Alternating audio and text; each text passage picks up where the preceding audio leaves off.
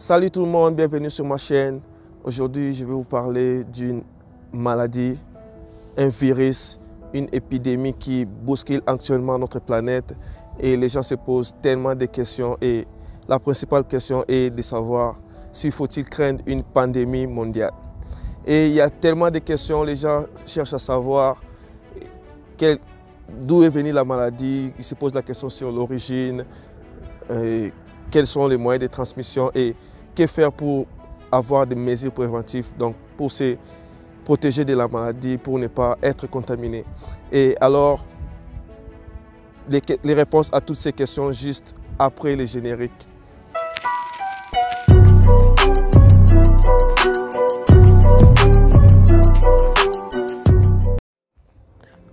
Avec plus de 200 décès confirmés, l'Organisation mondiale de la santé, OMS, a déclaré jeudi 30 janvier l'urgence internationale.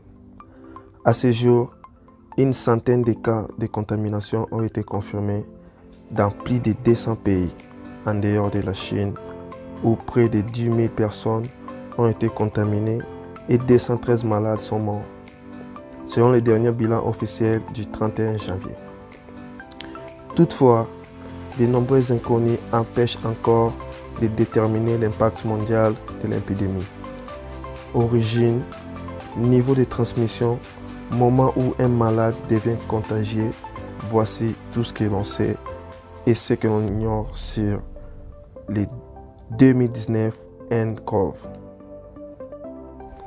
Découvert à la fin des années 1960, le coronavirus ou CoV est une famille de virus susceptibles de provoquer des maladies respiratoires plus ou moins graves, allant du simple rhume à des pathologies sévères qui peuvent devenir létales, nommées ainsi car l'enveloppe qui l'entoure possède une forme de couronne.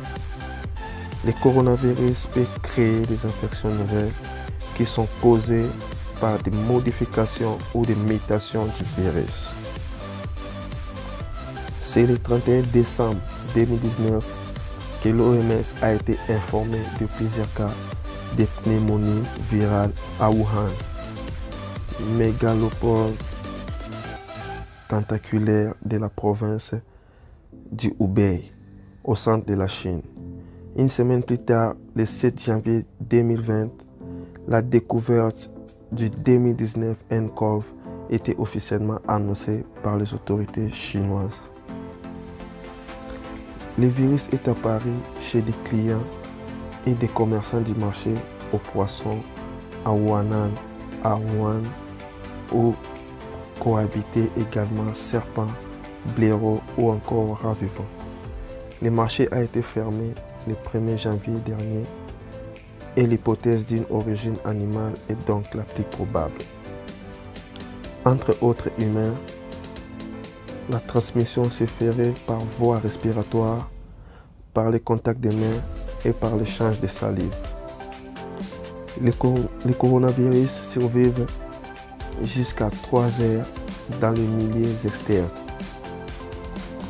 Selon une étude parue dans la revue médicale américaine NEJM, chaque malade a infecté en moyenne 2,2 personnes. Dimanche 26 janvier, les autorités chinoises ont avancé que la contagion était possible avant même que les symptômes n'apparaissent.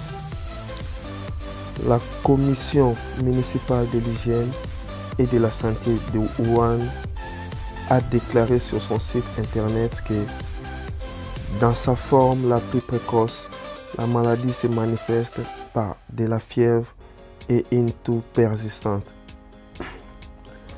Les symptômes du coronavirus apparaissent moins de 24 heures après l'infection.